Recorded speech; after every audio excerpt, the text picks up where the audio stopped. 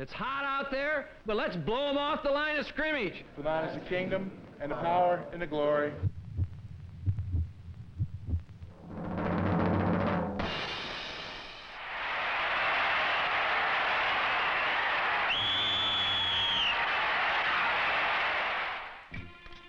Like millions of turkeys across the land, the St. Louis Cardinals could become just one more dead bird in their Thanksgiving Day game in Dallas against the Cowboys.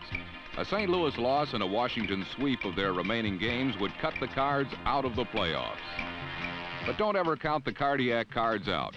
Week after week, they stop the hearts of their faithful and keep fans, players, and even coaches kicking. Their game against the Cowboys would mark the 8th time in 12 starts that the outcome of a St. Louis game was in doubt until the game's final play. Although Dallas leads the division, the Cowboys haven't exactly been blowing people away of late. Since the onset of Roger Staubach's injured pinky, they have narrowly beaten the Giants and the Bills. And last week, Dallas lost to the Falcons. If the Cowboys don't get on their horses today, the division will be up for grabs once more.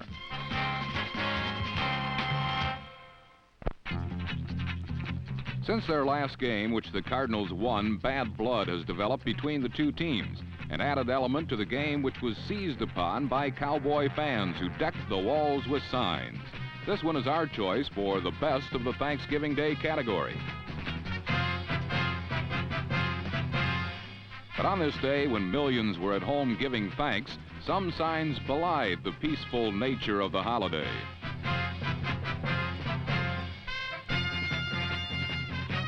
One neck in particular was that of number 85, Mel Gray. In the first Dallas-St. Louis game, Gray had incensed the Cowboys secondary with a disdainful spike between two fallen Dallas defenders. His actions did not sit well with the Cowboys, and on the game's first play from scrimmage, Gray paid for his indiscretion.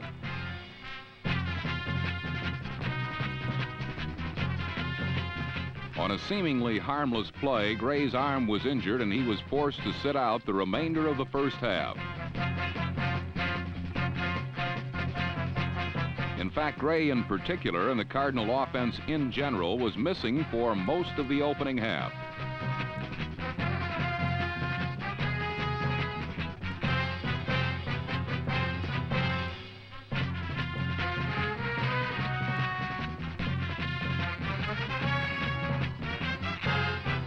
Only once did the feared Cardinal offense move with consistency, and ironically, that march was sparked by 2 receptions good for 20 yards to number 83, Pat Tilley, who came into the game when Gray was injured. Tilley, a rookie who went to Louisiana Tech, the same school that produced Baltimore's burner Roger Carr, has great hands and has been doing an excellent job filling in for Gray, who has missed a lot of action recently due to a broken nose. In this game, his 2 catches on the first and second plays of the second quarter got the St. Louis passing attack rolling.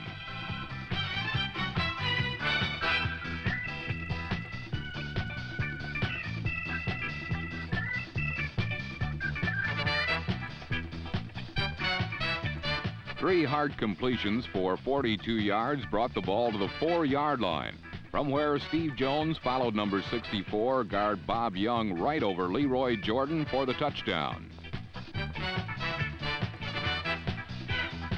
But on the play, the Cardinals were called for holding, nullifying the touchdown. Can you guess who the guilty party was?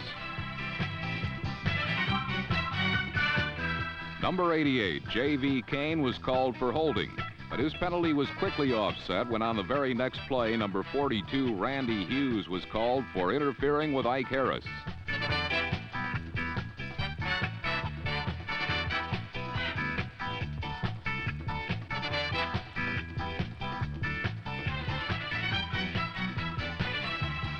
Instead of 3rd and 12, St. Louis had a 1st and 10 from the 10. And 2 plays later, Jones reclaimed his touchdown, this time crashing over number 43, Cliff Harris, for the score.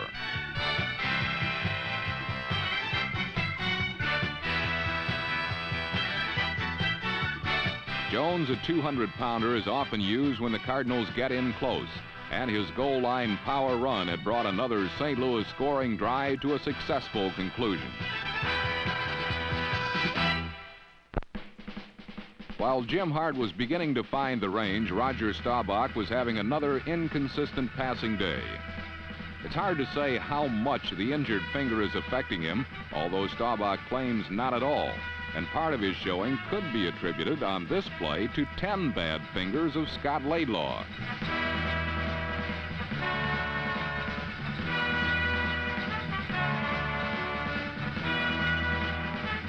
Laidlaw's bobble was correctly ruled an incompletion, not a fumble, for he never had control of the ball. Therefore, Mike Sensabaugh's touchdown did not count, but the Cardinals had held Dallas on their own 11, and the field position on the resulting punt led to St. Louis' only other scoring chance of the first half.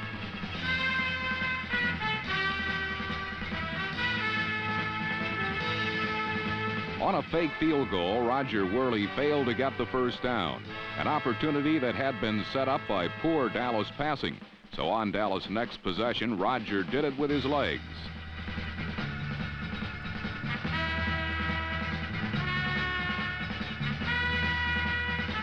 Staubach picked up 33 yards on 2 scrambles, then hit a wide-open Scott Laidlaw for the score.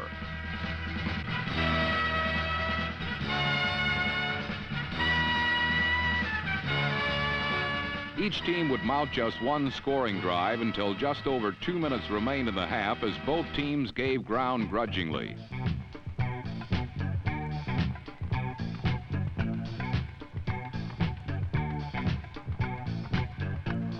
Unable to sustain a drive, Hart began putting up long passes and very nearly clicked on a dilly to Tilly.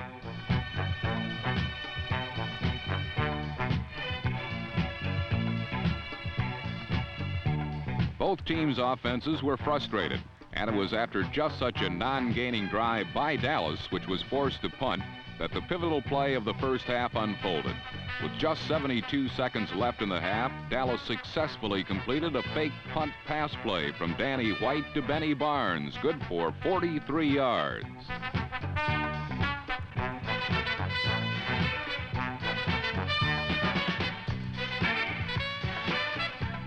White, the Cowboys' backup quarterback, has the option of using this play if he notices a full-blown rush coming, and that's just what he saw.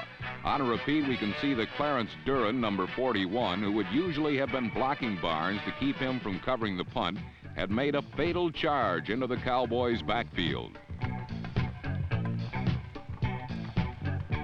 While the Cardinals had failed on a fake field goal try, the Cowboys had succeeded on a fake punt that carried to the St. Louis 29. And a Staubach pass to Drew Pearson plus a penalty had Dallas on the Cardinal 4-yard line.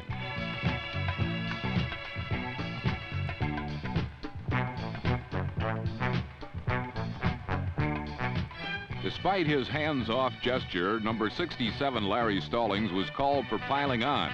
And from the 4, Staubach dropped back again, then tried to pull the ball down and run. The ball popped out, but fortunately for the Cowboys, Staubach's arm had moved forward, and the loose ball was ruled an incomplete pass.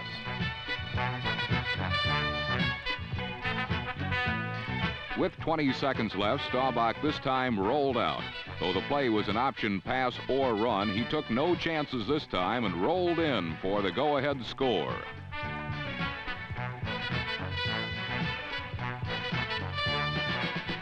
The touchdown really hurt the Cardinals, and not just because it put them behind, but because it came so demoralizingly late in the half and had resulted because they had been duped on a fake punt. Score at halftime, Dallas 14, St. Louis 7.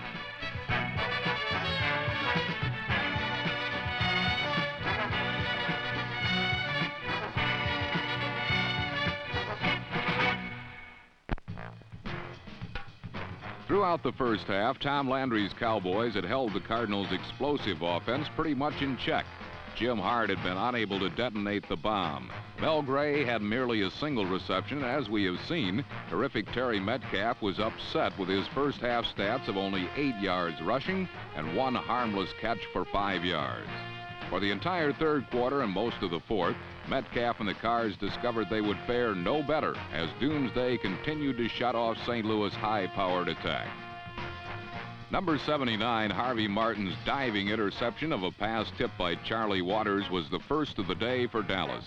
And his agility demonstrates the exceptional athletes Dallas has at the end position, with a 6'5" Martin and his 6'9" partner, Too Tall Jones. But while the Cowboys' defense was having a Thanksgiving feast on St. Louis, their offense was having problems moving the ball against the much-improved Cardinal defensive platoon. The most important addition here has been number 63 defensive end John Zook, who was obtained from the Falcons for a number 1 draft choice. The Cardinals have long needed and long looked for a powerful force at one of the end positions. In Zook, St. Louis apparently has the man they so desperately needed. While the Big Red defense excelled, Dallas still managed to put 3 points on the board early in the fourth quarter when Efrain Herrera punched a long one from 42 yards out.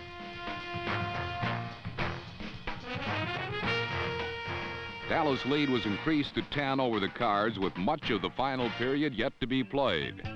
On their next series, Hart wasted no time in putting the ball in the air and for the second straight time was intercepted, this time by number 31 Dallas cornerback Benny Barnes. With a big break and possession inside St. Louis territory, Dallas continued to have their own problems moving the ball.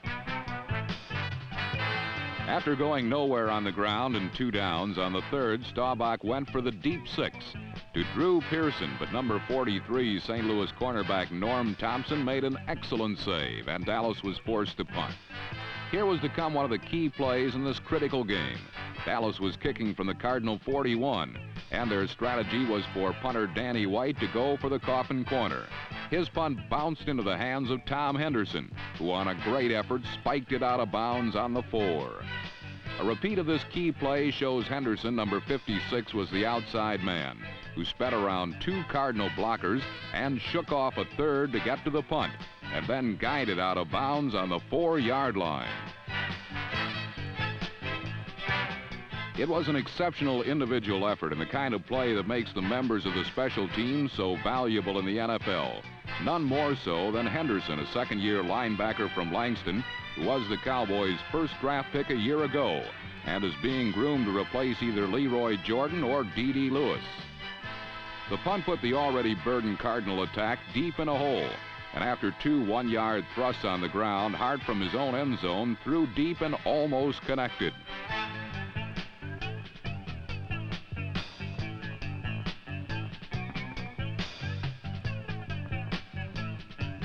St. Louis was now forced to punt from deep in their end zone. Watch Henderson, number 56, move from his position over center to the left flank. St. Louis seemingly picked him up, but nonetheless, when the ball was snapped to punter Terry Joyce, Henderson was there to block it.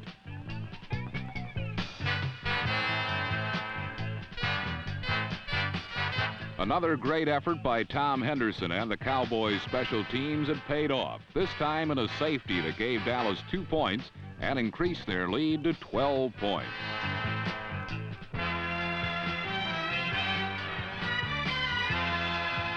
Of all the plays of this game, and there were many big ones, this was perhaps the most important of all. For now, with over 10 minutes to play, it would take 2 touchdowns by St. Louis to beat the Cowboys. But the situation appeared hopeless for St. Louis as their offense moved backwards.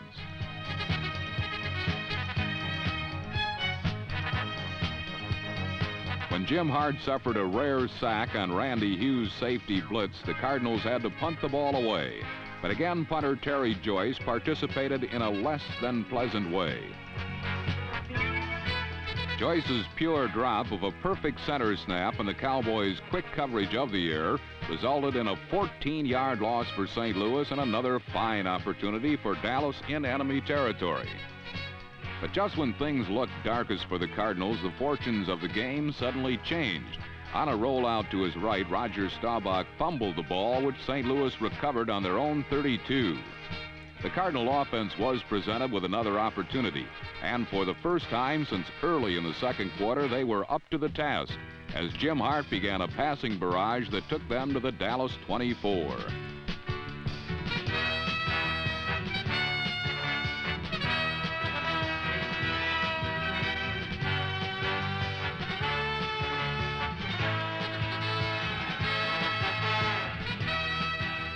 Mel Gray, back in action after being injured on the first play of the game, met with some out-of-bounds resistance from defender Benny Barnes.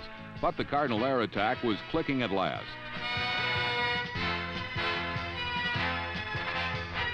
However, when Hart passed high to Terry Metcalf over the middle, the little setback was unable to reel the ball in, and the Cardinals' promising drive faced a 3rd and 10 challenge. Metcalf was replaced by more sure-handed Wayne Morris, and despite the fact the halfback from Southern Methodist is a rookie, Hart went to him in this crucial situation. Morris made the catch, but number 25, Aaron Kyle, came up fast to take him down 5 yards short of the first down marker. Because of Kyle's quickness, St. Louis was faced with 4th and 5 from the Dallas 19. A field goal was of no help now, so the Cardinals had to go for the touchdown. The Dallas defense braced for the 4th down attempt, armed with the knowledge that with Terry Metcalf on the bench and not playing particularly well, Hart's number 1 target had to be Mel Gray, decidedly off his game so far today. Despite the certainty of what was coming, Hart hit Gray over the middle, where a missed forearm shiver by Mark Washington gave Gray a chance to flash his speed.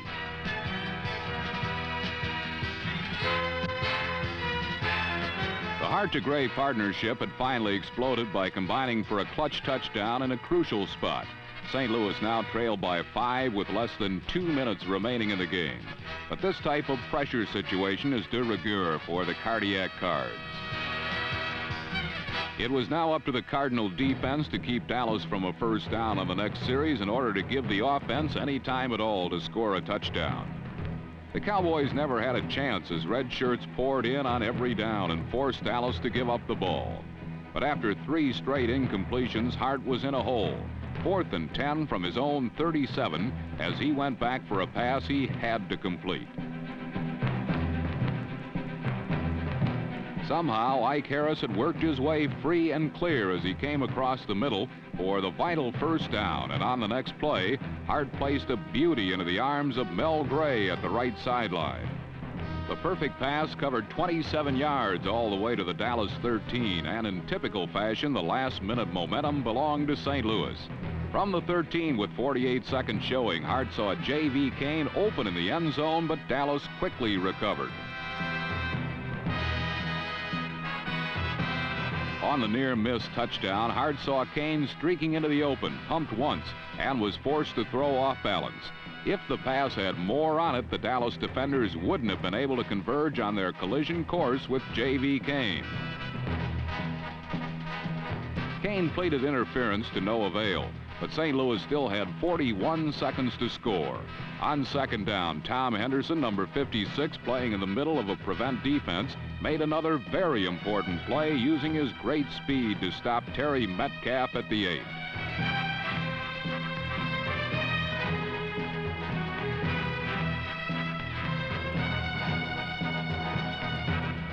Third down now and only 17 seconds left in the game as Hart calmly took his place over center Tom Banks.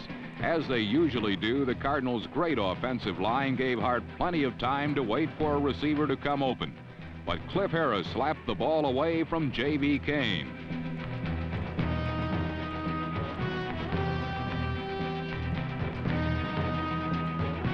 The game and perhaps the Cardinals' chances for making the playoffs for the 3rd straight year rested on one final play from the Dallas 8.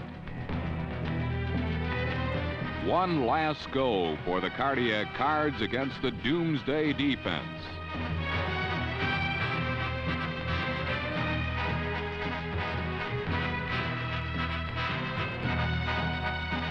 In a heart-stopping last-second goal line stand, the Dallas Cowboys had prevailed over the Cardiac Cardinals, and sweet victory was theirs. Hero Tom Henderson made certain Mel Gray realize that fact.